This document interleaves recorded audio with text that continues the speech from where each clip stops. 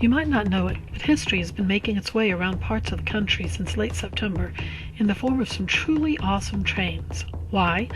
Well, to celebrate the 150th anniversary of the completion of the Transcontinental Railroad. That was, as you might know, a pivotal point in the history of this nation. Just getting the job done was a monumental task, with work conditions being quite brutal and dangerous.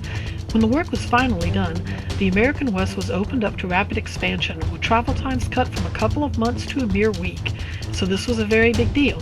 They didn't have cars and a highway system back then, after all.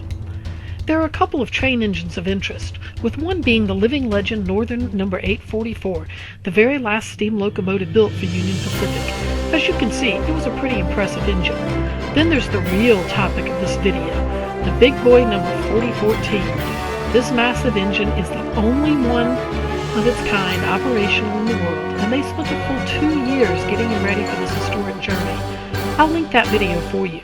The big boy was built the year my dad was born and retired before I was, though I've seen some old engines in a railroad museum. I hadn't seen one of these before. Let me tell you, this is one mighty beast of an engine.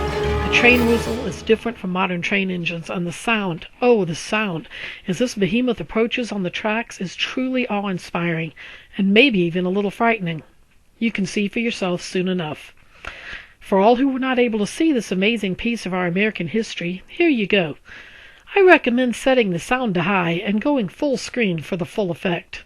Sorry, I can't make the ground shake for you.